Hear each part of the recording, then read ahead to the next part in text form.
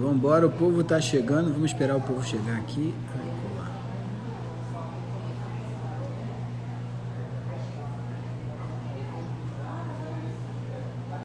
Já vai começar. Grande Thiago Cunha já tá por aqui. Perdi meu óculos, Claude Imperial não perde nenhuma.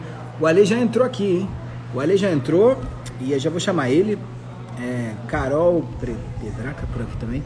Vocês estão reparando que agora eu tô da cor do pecado mesmo aí, né? Porque eu tô aqui no fim do mundo com praias. Eu sabia que vocês iam falar, sabia que vocês iam falar do meu bronze. O pessoal tá entrando. Hoje nós vamos falar aqui sobre um montão de coisa, resistência, povo negro, afrofuturismo. Certamente não vou deixar de perguntar sobre a Beyoncé, o Black King e a Lilia Schwartz e essa confusão toda que deu aí nessa semana. Não sei se vocês viram, mas a enorme, a gigante, a maravilhosa Beyoncé lançou um um álbum visual na plataforma de streaming Disney Plus, falando sobre, trazendo um pouco desse novo álbum dela, super interessante, muito legal, bonito pra cacete, fiquei emocionado numa série de partes. E a Lilia Schwartz, antropóloga, historiadora, professora titular da Universidade de São Paulo, ela não gostou. Ela disse que gostou, mas na real ela não gostou, e ela criticou, e no final ela criticou mais feio ainda lá no artigo dela. Deu ruim pra caramba, o pessoal não gostou, o pessoal não ficou feliz. Houve ali uma enxurrada de críticas do movimento negro, de artistas, de gente que não entende de obra de arte, entende de Beyoncé, entende tudo. Ela recebeu chuva de hater. E terça-feira, ela no Twitter e no Instagram resolveu escrever pedindo desculpas ali pelo erro dela, que foi um erro mesmo, porque o vídeo é ótimo, o filme é bom. Vocês podem conseguir aí no mercado pirata, porque não está disponível ainda no mercado brasileiro. Então, se você gostou do debate da Lilia Schwartz, da Beyoncé, eu acho que esse aqui é um bate-papo super interessante para a gente falar sobre afrofuturismo, que é um movimento estético, cultural, tecnológico e tudo mais. O Ale vai explicar para a gente mais sobre isso, que vem revolucionando aqui um pouco É de 67, da década de 60, deu uma estudada, mais de uns 5 anos para cá, tá com mais força, dando aí essa grande mudança dentro do movimento negro, e a gente vai falar sobre isso. Deixa eu ver se o Ale já tá por aqui. Vou chamar ele. Sou um grande fã do Ale, tô feliz pra caramba que ele topou bater esse papo. Pô, chegou.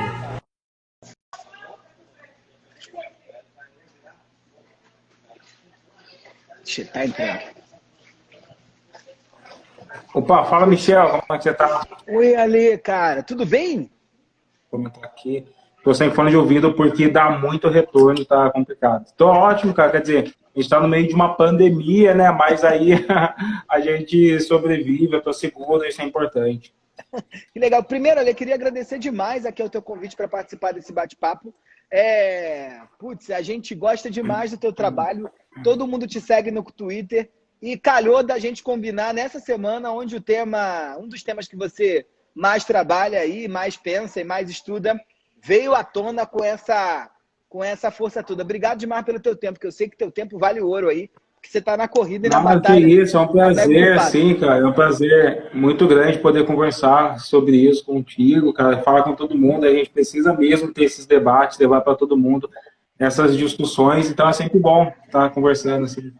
Legal, legal. Ale, só para quem não te conhece aqui, que eu acho que é quase ninguém, tá? Porque todo mundo aqui já estava mega ansioso que você ia vir aqui hoje bater esse papo com a gente. Conta um pouquinho da tua trajetória, só para o pessoal entender um pouquinho por que você caiu aqui.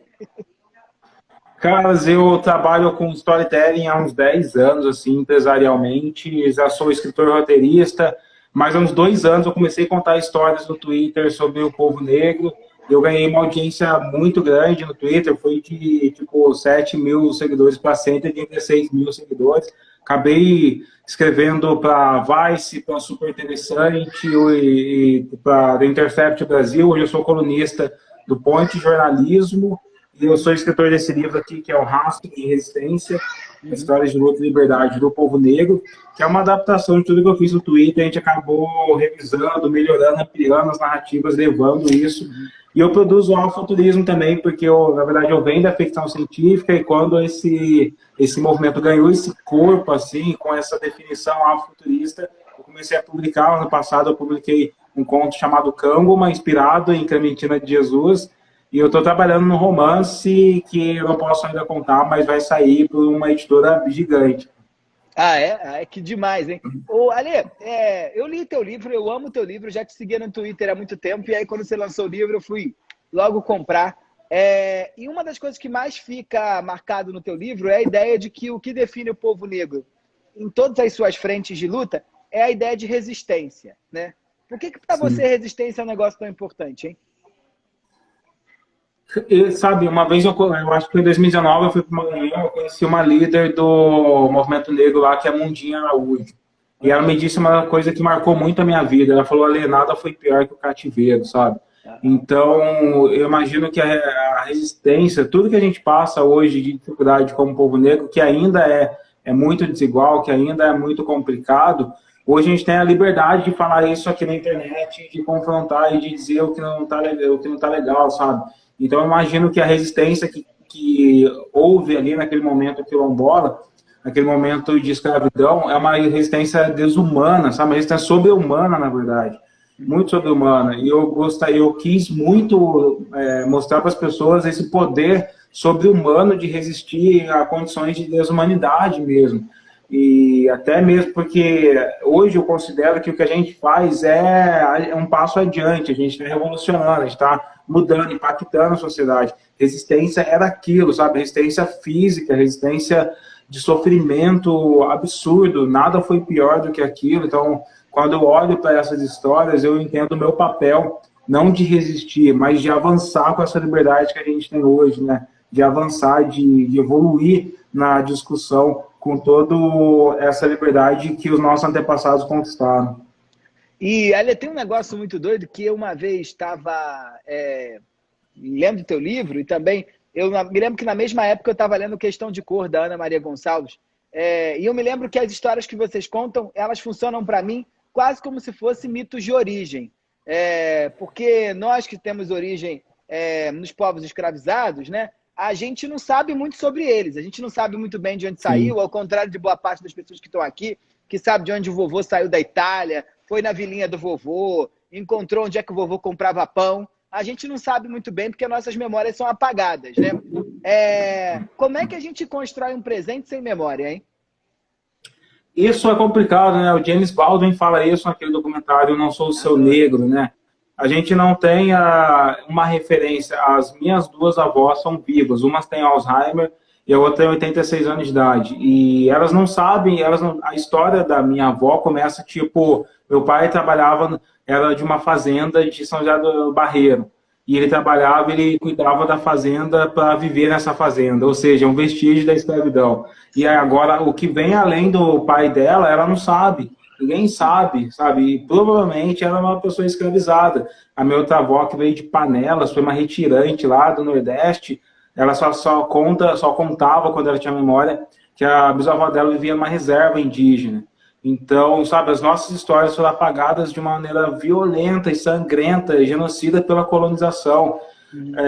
Então, o que a gente tem para se construir, para a gente encontrar um ideal de ego, né, para a gente encontrar uma posição na sociedade, enquanto indivíduo, enquanto comunidade, são as memórias, essas memórias que são carregadas de forma ancestral pelas histórias, pelas narrativas, e essas memórias, elas nos colocam em algum lugar, né? Para quem não vive esse espaço de não existência, para quem já sabe toda a linhagem, para quem tem na parede do quadro da mãe toda a árvore genealógica, não percebe quanto isso é importante para te configurar como indivíduo dentro de uma comunidade, tá ligado? Então, a gente que não tem essa história fica perdido, até mesmo para a gente consolidar o nosso ego, nossa autoestima, nossa posição ali, e mesmo para a gente se enxergar com a nossa existência como sociedade.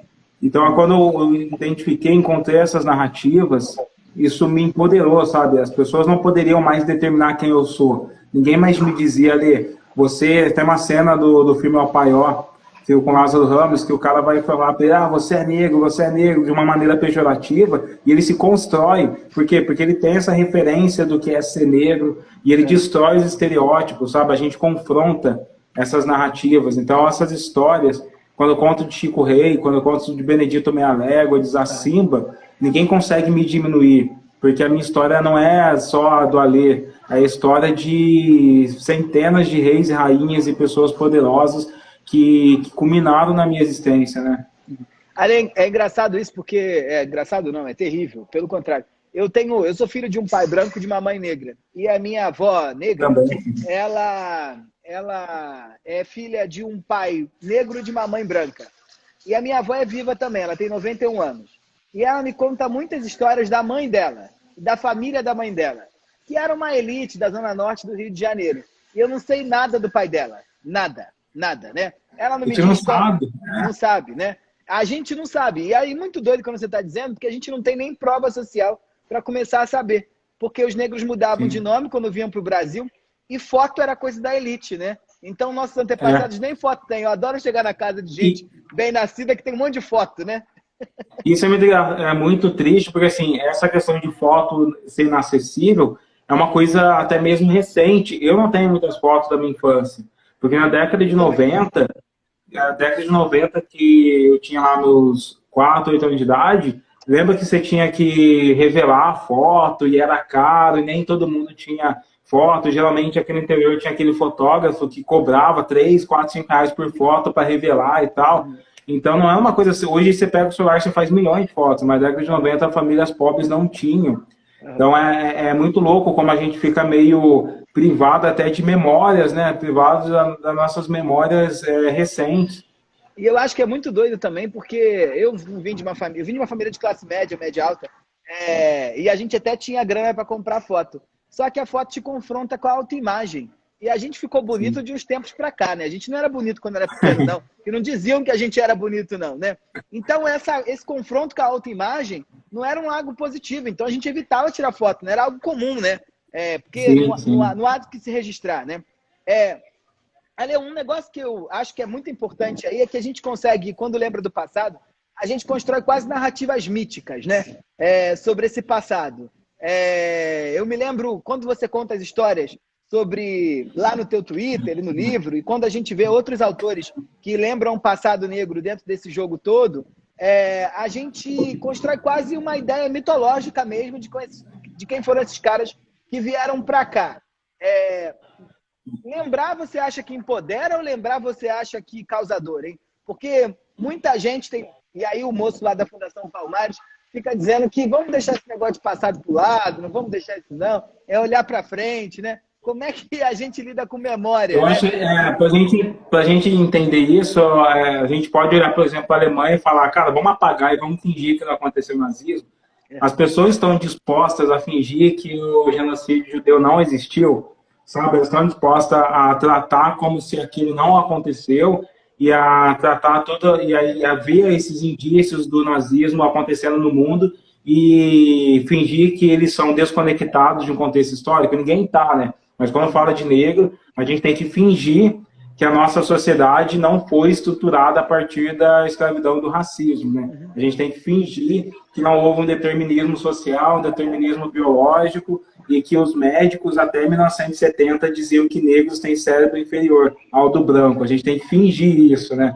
Então, eu acho que isso é uma grande hipocrisia, e na verdade é uma narrativa que só favorece o status quo, o status que segrega, né? O Brasil ele tem um apartheid silencioso, um apartheid que tipo, não criou leis e não disse eu odeio negros, mas que você tem alguns jornais brasileiros com 95% de colunistas brancos. É um apartheid isso daí. É um país que não dizia eu quero que negros não pisem dentro de uma universidade, mas que quando eu entrei na universidade, só 3% dos universitários brasileiros eram negros, 97% eram brancos e outras etnias. Ou seja, o Brasil não precisou declarar leis, não precisou declarar o seu ódio, porque a estrutura social fazia isso sozinho. Era a dinâmica da sociedade, a segregação. Os mecanismos para que isso pra nos dividissem já eram práticas, já estavam garantidos ali na abolição da escravatura, né? Então, a gente vê isso, essas narrativas, que na verdade só servem para reforçar os mecanismos de desigualdade. E às vezes aparece gente aqui que está meio perdida, que não sabe. Explica para o pessoal aí por que precisa ter cota. Porque cota é importante, né? Porque às vezes tem uma gente aqui que fala, eu sou contra cotas, né? Então, eu fui cotista, tenho um orgulho imenso, porque eu fui o primeiro neto da minha avó, das minhas avós, a ter um diploma. As cotas não estavam questionando a minha inteligência. As cotas não questionam a inteligência de quem está entrando na universidade. As cotas questionam a sociedade. As cotas estão dizendo, você não é capaz de garantir o que está na Constituição, que é a igualdade. Se a Constituição está garantindo igualdade e a universidade só tem 97% de pessoas brancas, isso não é igualdade, isso não é isonomia. Então, as cotas, elas vêm questionar isso. Então, eu acho que eu sou até a favor da galera questionar as cotas, desde que olhem para o problema e falem, beleza, existe um problema, 97% dos universitários são brancos. Como resolver isso? Se vocês só questionam as cotas sem tentar entender sem propor uma coisa diferente para as cotas, você está sendo supremacista. Você está favorecendo e você está defendendo a supremacia racial, né, dentro de uma universidade. Então, se você é contra a supremacia racial, você pode até questionar as cotas, mas trazer uma outra solução, porque elas vieram para isso, para olhar para as estatísticas da sociedade. Vale muito a pena a gente lembrar que dentro da sociologia brasileira, que começou na década de 50, os dados que comprovam como a sociedade funcionava só começaram a aparecer efetivamente depois da década de 80. Né? Na década de 50 tinha as discussões lá do Florestan Fernandes, mas ele mesmo já escreve no livro do Abdias Nascimento falando, a gente ainda não tem estatística suficiente para garantir como que vai ser, mas quando essas estatísticas começaram a surgir, elas comprovaram, existe um apartheid social em várias dimensões. Talvez não exista em dimensões de pobreza, tipo, quando você vai ver ali o emprego mais simples, que não é sofisticado, você tem brancos e negros concorrendo. Mas quando você começa a ir para um lado mais sofisticado, empregos que precisam de mais de estrutura de dinheiro, mais educação, aí você começa a ver um espaço completamente embranquecido, e quem nunca foi num lugar de elite não sabe do que a gente está falando. Quando a gente vai num restaurante de elite mesmo, esses que são muito caros, quando você entra numa balada de elite, quando você entra numa universidade muito cara, você vê um apartheid acontecendo diante dos nossos olhos. Então, as cotas estão para questionar isso. Se o Brasil não é racista de verdade, por que existem espaços higienizados da sociedade, né? Um país que verdadeiramente não é racista deveria ter, no mínimo, ali de 50% em várias estruturas, assim, em todas as estruturas, principalmente as estruturas de poder, que são as que mostram esse racismo, né? Procurar uma igualdade entre as estruturas mais pobres é fácil. Eu quero ver a galera procurar igualdade em estruturas de poder, para ser diretor de empresa, dono de startup, professor de universidade, jornalista, ator. Aí que a gente vai ver mesmo se o negro consegue essa mobilização social dentro do Brasil. Ale, tem um negócio que a gente sempre pergunta aqui quando entra nessa discussão, que eu sempre falo isso, né? E quem me ensinou isso foi a Bianca Santos, naquele livro Quando Me Descobri Negra. Que eu brinco que os brancos nunca fazem esse questionamento, né? Quando é que me descobri branco? Mas a gente, em geral, tem um momento onde a gente fala, putz, rapaz, tem algum troço aqui que para mim é diferente do que para os outros, né? E tem um outro movimento também, e aí, sobretudo, quando você entra na universidade, ascende socialmente, começa a fazer parte de círculos que não são círculos onde majoritariamente o número de negros está posto, que há uma tentativa da sociedade te embranquecer, né? Ainda mais eu e você, que somos filhos de casais mestiços. Vamos dizer, mas Ale, o seu cabelo, olha o seu cabelo, olha o seu nariz, olha a sua cor da pele. Você não é negro, você é moreninho, tá ligado? Moreninho, árabe, sei lá o que é, né? Como é que para você foi esses dois movimentos? Como é que você se descobriu negro e como é que você reagiu quando percebeu que você estava sendo embranquecido? Havia uma tentativa de te embranquecer. Cara, onde eu me descobri negro, assim, eu estudei em Taubaté, que é a cidade de Monteiro Lobato, e que eu bastiono de Monteiro Lobato, e as escolas municipais até hoje são Monteiro Lobato. Então, todas as ofensas raciais que o Lobato escreveu no livro, a galera fazia comigo. Então, saci, beiçudo, tudo. Cara, viver na cidade foi um inferno. Então, eu precisei de tratamento psicológico para passar pela minha adolescência. Cara, foi terrível, assim, por isso que eu milito muito contra o racismo do Lobato. E aí, tipo, eu acabei indo praticar esporte. Curiosamente, por conta do racismo científico, a galera acredita que negros são melhores no esporte, né? Ainda são piores para coisas inteligentes, mas são melhores para o esporte. E eu fui fazer 100 metros rasos, eu corria 100 metros rasos. Então, ali eu comecei a me identificar muito com eles. Claudinei Querido, Vicente Nielsen, Michael Jordan, toda a galera que corria, Michael Johnson, sabe? Todo mundo. E de alguma maneira, isso vai te racializando, sabe? Porque ao mesmo tempo que a galera diz que você é bom, ele diz que você é bom porque você é negro.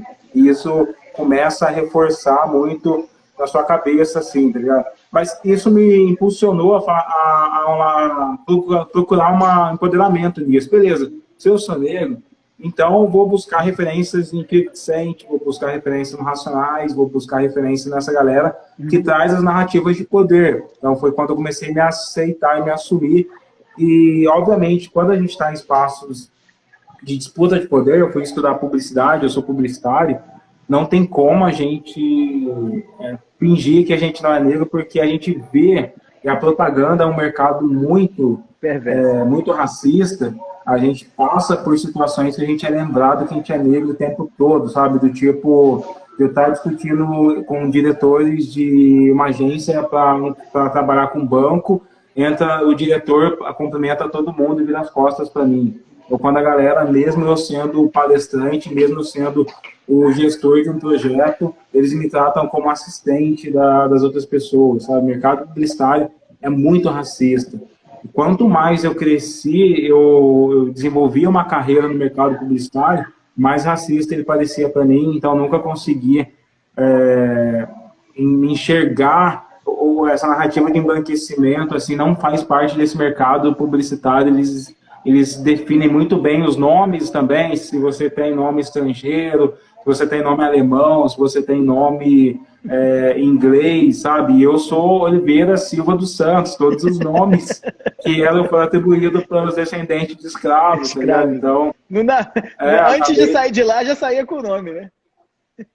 Então, não tem como. No Brasil, para quem não conhece, todo mundo conhece famílias de nomes estrangeiros, mas para quem não conhece essas coisas, as famílias que são de elite, e, cara, a gente passa por momentos constrangedores, tipo, de eu ser auxiliar de um curso lá, de uma universidade de elite particular, e aí você vê uma sala, todo mundo discutindo a história dos nomes deles, como é bonita a história, a origem de cada um sobrenome. Quando a galera perguntar para mim, Alexandre, qual que é a origem do seu sobrenome? Eu falo, meu nome ele vem do medo que os colonizadores tiveram de que eu conhecesse a minha verdadeira etnia. Exatamente isso. Né? Eu me lembro que também eu dava aula numa universidade de elite, no curso de publicidade, e era interessante ver que quando eu entrava na sala, os alunos demoravam a entender que era o professor, sabe? Dava uns 10 minutos, assim, mas cadê o professor? Não vai chegar o professor, está atrasado. Aí eu dizia, sou eu, professor. Aí eles entendiam. Demorava. Acontece isso, cara, tenso. Ale, a gente estava discutindo aqui na terça-feira, num bate-papo com o pessoal aqui, e o tema óbvio que foi o Black King, né, que é esse álbum visual que a Beyoncé lançou, e a Gabi, nem sei se ela está por aqui, ela só gritava aqui nos comentários, mas isso é afrofuturismo, isso é afrofuturismo, isso é afrofuturismo. E aí eu disse, olha, Gabi, eu já li sobre afrofuturismo, mas não entendo muito bem desse negócio. Black King é afrofuturismo? Eu li você debatendo na entrevista para a Cláudia. Conta aí pra gente. Eu não consegui, ainda assistir completamente, analisar, porque estou na correria e a gente não tem ainda oficialmente no Brasil. Uhum. Mas as imagens que a gente vê e que já são compartilhadas mostram o afuturismo. O afuturismo, ele nasce como um movimento, quando ele ganha esse nome, afuturismo mesmo, por conta do Mark Delley, na década de 90, ele é um movimento estético. Então, até hoje, a maior parte dos artistas afuturistas... ele é branco. Então, ele não criou o afuturismo, ele só deu o nome de algo que todo mundo já estava fazendo, que já existia há décadas atrás, como Sun Ra, que é aquele artista da música. Então, quando você pega, por exemplo, a estética do Sun Ra, que é aquele cantor com aquela banda, você já vê que é uma estética de conectar tecnologia e ideias de futuro com ancestralidade. Então, o afrofuturismo, ele surge como um movimento muito visual, é por isso que é muito importante até hoje a estética visual, a artística, o design para o afrofuturismo. Então, quando você vê, por exemplo, que Pantera Negra ganhou o Oscar de direção artística ali, dos figurinos, por exemplo, é porque o afrofuturismo está muito conectado com essa produção estética, de figurino, de artista 3D, sabe? É muito desenhar esses futuros possíveis. E as próprias fotos do Pantera Negra, quando já estavam sendo lançadas antes, já mostrava essa conexão futura e ancestralidade. E é isso que a gente encontra no Black King da Beyoncé. O próprio nome já está dizendo. Negro é rei. Então, ela está dizendo uma ideia de futuro. Vou pegar essa ideia de que os negros são reis do passado, mas a minha estética vai misturar o passado, vai misturar com tecnologias do futuro. E até que quando a gente fala tecnologia, às vezes é o material, é o metal, às vezes é a forma de utilizar uma roupa, é o corte. Então, a gente vai pegar toda essa produção artística e visual, a gente tem o afrofuturismo ali. Depois de um tempo, o afrofuturismo foi conectado mais com a literatura, com Octavia Butler e tal, e outros autores, mas ele não nasce da literatura em si, ele nasce da estética. Então, eu sempre, para a Cláudia, eu citei, por exemplo, a estética do clipe do Michael Jackson, que é o Scream, que é o clipe mais caro até hoje. O cara simplesmente alugou a NASA, tá ligado? Então, são duas pessoas negras, que é o Michael e a irmã dele, Janet, na NASA, colocando a experiência de vida do negro no futuro. Então, talvez isso não seja todas as características do que a gente pode definir como afrofuturismo, mas você tem um princípio ali, que é colocar a experiência de vida do negro na discussão de um futuro possível, ou impossível também. E qual é a importância identitária para o movimento negro do afrofuturismo? Porque sem passado a gente não tem presente, sem presente não dá para ter futuro, né? Cara, eu gosto de mostrar esse livro, pera aqui, que eu tenho que mostrar, eu sempre mostro esse livro para todo mundo, que é isso aqui. Essa trilogia, não sei se você conhece, é a trilogia do Sproul, que é do William Gibson. Ele criou esse livro chamado Neuromancer. Dentro do livro Neuromancer, ele inventou o termo cyberespaço.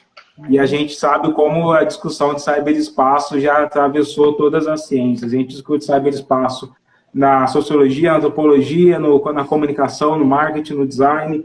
Então, a ficção científica, ela inspirou muitas realidades para o nosso mundo. A palavra robô, a gente vê muito na política, CPI da fake news, falando de robôs, vem de uma narrativa austríaca de 1920, um teatro. Então, o que a gente está querendo dizer com isso é que todas as utopias que geraram discussões reais no mundo vieram de imaginário branco, onde o negro, dentro da ficção científica, era conectado ou com monstros, era codificado com monstros, era codificado como King Kong, era codificado também como aliens, até hoje a gente vê tipo aliens como negros ali, ou era codificado como selvagem. Então a gente não tinha espaço nas construções dessas utopias. O afrofuturismo vem assumir esse lugar, vem questionar esses conceitos de cyberespaço que é criado numa narrativa. O Neuromancer, por exemplo, ele inspirou Matrix. O filme Matrix é inspirado no Neuromancer. E você tem, por exemplo, o pessoal de Zion, que eram inspirados nos jamaicanos, nos Rastafaris. As irmãs Wachowski tiraram o racismo do livro. Mas o livro não consegui ler, porque é muito estereotipado. Os negros de Neuromancer não conseguem concluir uma frase, porque a dialética e o dialeto mesmo dos negros é muito truncado. Então, o que o afrofuturismo vem fazer é isso, é tirar o poder das utopias da mão só de pessoas brancas. É colocar a utopia nas nossas mãos, a nossa visão. É a gente enxergar para o futuro a partir da nossa cosmovisão, da nossa experiência de vida, da nossa existência mesmo. E Ale, o que você acha? Grande questão aí que a Beyoncé faz. Eu gostei muito, eu vi aí, não tem nenhum problema de dizer, que vi nas plataformas ilegais, porque se a Disney não pode me disponibilizar, eu preciso buscar algum jeito para ver. Se a Disney me disponibilizasse, eu estava pagando. Mas como ela não fez, eu vi nas plataformas ilegais, vi o filme todo, 1h25, achei muito bom. Me senti como no dia que li o teu livro, o livro da Ana Maria Gonçalves, que era quase uma invenção mitológica mesmo, de uma origem para quem não tem origem. Então, eu fiquei muito emocionado em várias partes, sobretudo na parte que a Beyoncé fala, de que ela faz várias inserções, de que história é futuro, de que se você não sabe, se você não sabe quem é você, o outro não pode dizer quem é você, e a gente vive esse dilema aí. Então, eu achei o filme muito, muito, muito bom mesmo. E aí, no domingo, abro a Folha de São Paulo, do qual sou assinante, e tá lá o artigo de Lilia Schwartz, na Folha de São Paulo. Confesso que achei artigo ruim, mal escrito, não entendi metade dele, e entendi só o final, quando ela convida a Beyoncé a sair da sala de jantar para poder entender melhor e reinventar essa África. Lina, queria entender um pouco o que você acha dessa questão de lugar de fala. Lina errou, é óbvio, ela já assumiu, mas você acha que só negros podem falar de Beyoncé, brancos podem? Como é que é essa questão de lugar de fala para você e a produção de análise? Eu acho que todo mundo tem direito de falar sobre todas as coisas, o que não garante que o que você está dizendo não é uma babaquice, uma idiotice, né? Uhum. Ela pode... O problema desse artigo da Lila foi tentar julgar a negritude da Beyoncé.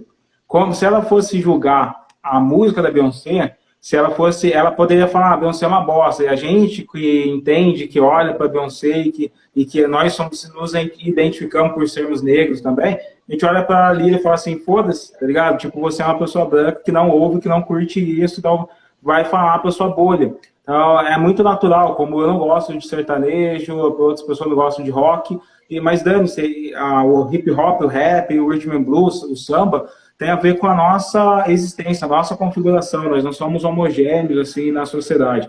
Mas quando ela vai querer dizer o que a Beyoncé deve entender de negritude, aí você vê uma reprodução totalmente clara do racismo, porque é uma mulher branca com privilégio, ela é dona de uma das maiores editoras do Brasil, que é a Companhia das Letras, ela tem poder, ela tem acesso a esses lugares. O que ela fala na Folha de São Paulo causa um dano muito grande, que depois pessoas como nós, com o nosso pequeno acesso perto dela, temos que tentar desconstruir na sociedade. E aí você vê uma mulher branca que não tem o direito de questionar a negritude de uma mulher, sabe? Se você quer saber se a mensagem da Beyoncé funcionou para a negritude, entra lá no Twitter, procura Black Skin e vê todos os pretos ovacionando e pirando e se construindo com isso. Esse é o indício. Se a minha mensagem empodera a negritude de alguém, é o que outro negro vai dizer. Agora, eu não posso, eu escrevo o Rastro de Resistência, que é meu livro, e aí as pessoas, obviamente, muitas pessoas brancas vão falar, cara, isso aqui é uma porcaria, isso aqui não tem nada a ver. Mas quando eu vejo as crianças negras brilhando os olhos, quando eu vejo os pais mandando mensagem, falando, nossa, eu tô lendo o seu livro para os meus filhos, tá ligado? É uma conversa de negritude para negritude. Então, isso a negritude é pertencimento, uma coisa nossa. É a mesma coisa que eu querer julgar a nacionalidade italiana de outra pessoa. Uhum. Sabe, eu vou julgar se o cara é italiano. Esse cara não foi italiano o suficiente para mim. Ele não gosta de massa, ele não gosta de massa, eu acho que ele não é italiano, não. Então, para mim, ele não é italiano o suficiente, ele deveria militar diferente para ser um italiano, sabe? Isso é ridículo. Então, e outra coisa, você é antropólogo, sabe como a academia ela sai de um espaço embranquecido, como essas ciências... Opa. Eu fiz mestrado e doutorado só com brancos, né? Eu era sempre o único negro, né? Sim. Ainda mais antropologia, que é um negócio que não dá futuro para ninguém, né? Pois é, complicado. E ainda assim, essas ciências são construídas com referências que se autoalimentam. Então, por exemplo, a Lila Schwartz, ela vai querer analisar a Beyoncé usando Hamlet, e não usando Tupac, e não usando Basquiat, e não usando Frederick Douglass.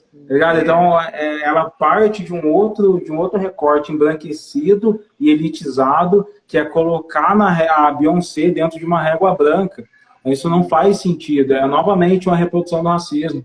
Eu escrevi um artigo que vai sair amanhã no UOL, que é defendendo, entre aspas, a Lilia, tá?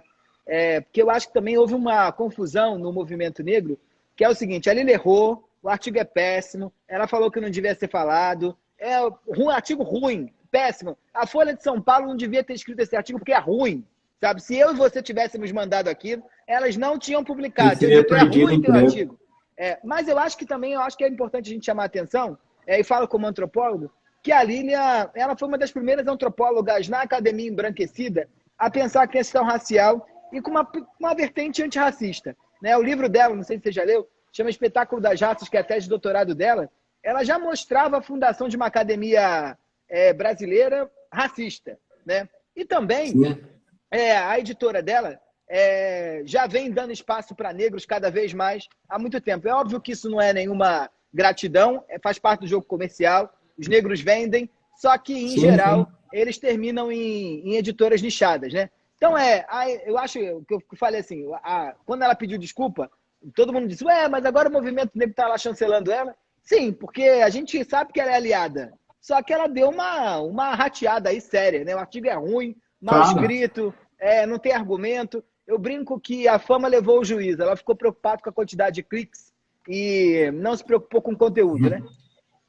Então, é isso. Eu acho que a gente não tem que se preocupar muito, assim, porque ela ainda é muito poderosa. Daqui 1 ou 2 semanas, essas críticas não vão fazer diferença nenhuma. Ela escreve outra coisa, ela faz parte dessa estrutura muito poderosa, assim. Então, a gente não tem como a gente cancelar uma pessoa que é muito conhecida nesse país. Infelizmente, assim, você vê youtubers que são extremamente racistas e que aí todo mundo vai lá e cancela ele, faz uma mobilização. 4 meses depois, eles estão surgindo lá com seus milhões de acessos, enquanto a gente está aqui batalhando para ter 100, eu tenho 60 mil acessos, 50 mil acessos, a gente demora para crescer, tá ligado? Então, acho que a galera tem que entender que o que mudou mesmo, a Emicida falou isso no Roda Viva, o que mudou nessas últimas décadas é que hoje a gente tem esse espaço para criticar. E essas pessoas estavam acostumadas a falar sozinho. No começo do ano 2000, e até meio da década de 90, até 2010, essas pessoas, esses colunistas falavam sozinhos, os jornalistas falavam sozinhos, era só a imagem deles, a gente tinha que engolir e no máximo trocar ideia no nosso grupo. Hoje, tem pessoas surgindo com audiência para falar, cara, isso foi uma besteira, isso foi uma grande porcaria. E aí essa galera se choca, sabe? Se choca e até demonstra uma certa fragilidade, porque nós somos, como pessoas negras, somos questionados o tempo todo. Para fazer um tweet, aparece um monte de hater questionando todas as minhas fontes e perguntando se eu tenho certeza disso. Numa sociedade que um cara branco e velho como Olavo de Carvalho fala que a Pepsi adoçava o refrigerante com feto e pronto, ele ganha o mundo, ganha dinheiro, tá ligado? E nós temos que nos provar muito para isso. Então, essas pessoas, a Lira e todos os outros, eles têm que entender que eles não estão sendo cancelados. O que eles estão passando, o que eles acham que eles estão passando, a gente passa a cada vírgula que a gente faz como palestrante, quando a gente coloca a nossa foto num livro, quando a gente coloca a nossa foto no site como palestrante, nós já somos criticados inconscientemente por muitas pessoas, sabe? Se existisse uma cultura de cancelamento de verdade, assim, essa galera que acha que vive essa cultura não aguentaria 2 minutos na nossa pele. Ale, eu sei que você está mega ocupado, uma última pergunta. Como é que você lida com essa questão do colorismo? Porque dentro desse jogo todo, né, uma grande, não sei se é intelectual, ativista ou não sei o que é, mas ela, quando recebeu críticas por conta de uma propaganda que fez para uma campanha de uma empresa de aplicativos, ela se defendeu dizendo que ela estava recebendo essa crítica de uma menina de pele clarinha e turbante. Eu fiquei chocado pela crítica, porque quando fui ver a garota é negra quanto eu e você. E vem lutando dentro do debate negro, já do movimento negro há muito tempo. Tem uma história dentro desse processo todo. E aí a gente tem outros casos, como a Fabiana Cosa, né, que foi cancelada lá da peça de teatro que ela ia fazer o musical com a dona Ivone Lara, porque a pele dela é mais clara, outras lá no movimento, no clipe da Elza Soares. Como é que você lida com essa questão do colorismo? Porque eu tenho noção e clareza que negros de pele mais retinta que a minha sofrem mais preconceito do que eu, mas eu também tenho clareza que o segurança na porta do shopping sabe que eu não sou branco igual os outros brancos, que o cara do aeroporto sabe que eu não sou branco. Sim, como os outros brancos que eles acham. Como é que você lida com isso? A gente tem que tomar muito cuidado, porque assim, o Brasil, ele teve uma coisa que não existiu nos Estados Unidos, que foi uma carga de racismo que teorizou muito sobre o miscigenado, né? Aquele chamado de degeneração. Degeneração, tarado, e todo esse tipo de coisa. O Brasil, os racistas brasileiros dedicaram a ter uma carga muito grande de falar sobre o degenerado. Tem livros de 1966 falando sobre como a miscigenação faz com que eles tinham medo do atavismo, né? De que eles acreditavam que, independente da miscigenação, a qualquer momento, o sangue negro ia fazer aquela pessoa desenvolver o ápice da raça negra e tal. Então, assim, a gente tem uma população muito grande de miscigenados, somos 80 milhões de pessoas que são negros de pele clara, a gente tem quase 20 milhões de pessoas retintas no Brasil. Então, a gente precisa ainda garantir aquilo que os movimentos negros do passado fizeram, que foi garantir a maioria. É muito óbvio, então, e é indiscutível que quanto mais escura a sua pele, mais traços africanos, mais você vai sentir o racismo. A gente precisa fazer uma discussão que não exclua o poder da existência de 80 milhões de negros que vêm de famílias birraciais, que têm a pele mais clara, porque a gente não vai ter uma maioria nesse país sem uma narrativa que compreenda esses 80 milhões de pessoas aqui também. Eu vejo muito que a gente precisa ter esse cuidado de discutir esse colorismo sem afastar, porque, para ser sincero, assim, a gente tem uma parcela muito grande de negros que estão no interior ou que estão em estados mais afastados, que não estão na internet, que não discutem, não têm acesso ainda aos ativistas, à literatura intelectual, a esse tipo de coisa. A gente tem um Brasil ainda que lê pouco, que discute pouco. Então, quando a gente vai falar, quando alguém que é influente fala que aquela pessoa negra não é tão negra assim, isso vai chegar na ponta daquele cara que ainda não sabe que é negro, daquele cara que vem de uma família interracial, que poderia adicionar a luta e a militância negra, que poderia votar, que poderia considerar o Bolsonaro racista, mas que não se considera porque ele nem acha que é negro. Tá ligado? Então, e aí, quando essas narrativas de colorismo elas pesam para esse lado, aquele cara vai se afastar mais ainda. Vai falar: olha aqueles negros militantes, eu não sou negro, eu sou moreninho, eu sou mulato. E aí pronto, você está trazendo de novo toda uma hierarquização e está fazendo de novo a dinâmica do racismo vencer na nossa sociedade. Então, eu olho para isso dessa maneira. A gente tem que discutir, mas ter um cuidado para que essas narrativas não trabalhem para nos dividir mais ainda. Ali, cara, só tenho a agradecer pela aula que você deu aqui pra gente. Todo mundo só fez ótimos comentários. A Kailene disse aqui que ela devota a família dela e ela mesma, todo o conteúdo que você oferece nas redes sociais, ela ama. Eu também amo e tenho certeza que todo mundo aqui ficou muito lisonjeado pelo bate-papo.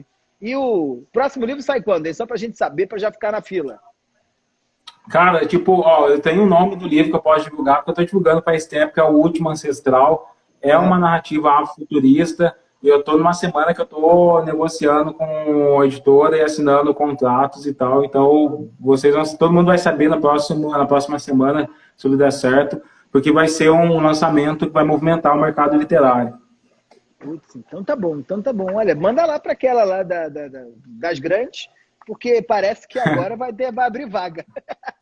Não vai ser com ela, não. Que bom, assim, graças a Deus, não vai ser com a editora da Lila. Mas eu acho que a Lila, apesar do erro, a gente tem que lembrar que ela é uma aliada, porque... Sim, tá fazendo coisa, eu tenho amigos que estão trabalhando com ela, realmente está investindo em diversidade e tal. Claro, tá? É verdade. Isso aí. Cara, muito obrigado, tá? Obrigado demais, um grande abraço aí para você. E sorte aí, já estou aqui na espera do livro, hein? Vou entrar na pré-venda. Tamo junto, é nóis, cara. Abração. Valeu, um abraço. Ó, gente, quem curtiu esse papo, segue o Alê, @savagefiction. É muito legal, Eu adorei. Amanhã sai um artigo meu defendendo o direito da Lila falar, mas criticando o artigo péssimo que ela escreveu e dizendo que nós precisamos não cancelar ela pelo histórico da Lila. A Lila, ela tem um papel super importante na luta antirracista brasileira, mesmo quando isso não era moda. Então é isso. Beijo, sigam o Savage Fiction, sigam o Alê, comprem o livro dele. Isso é muito legal, o livro dele. Chama Rastros de Resistência, eu já não tenho mais aqui o nome, porque já não lembro. Foi isso. Vitória, terça-feira tá tendo live, tá? O live. Terça-feira você estava aqui, a gente fez uma live Hoje a gente volta, agora tô fudido de tempo, eu só tô fazendo terças e quintas. Mas tô aí na área, entrar jogo, escanteio, Regina Struff sempre por aqui, um beijo gigante. Toma-se para jogo, olha, terça-feira participei de um debate sobre público, aí agora vou entrar num. Camilinha Bordon sempre por aqui. Diz aí onde é que eu tô, Camilinha. É no Instagram? É no... Onde é que é, Camilinha, que eu vou estar agora? Vou estar agora onde, hein? Jim Pass? Não é Jim Pass, não. É Brain Gym. Às 6h30. Falando sobre marcas e não sei o quê. As lives são às 5 horas da tarde, Dandara. Elas são às 5 horas da tarde. Eu adoro seu nome, Dandara. Se eu tivesse uma filha, se chamaria Dandara. Beijo, beijo, beijo. Tchau, tchau. Até terça-feira. Terça-feira a gente trazendo aqui. 5 horas. 5 horas, Dandara. 5 horas. Tá bom? É isso. Tchau, tchau, gente. Até terça. Até um grande beijo, hein, querido? Ainda bem que você estava por aqui.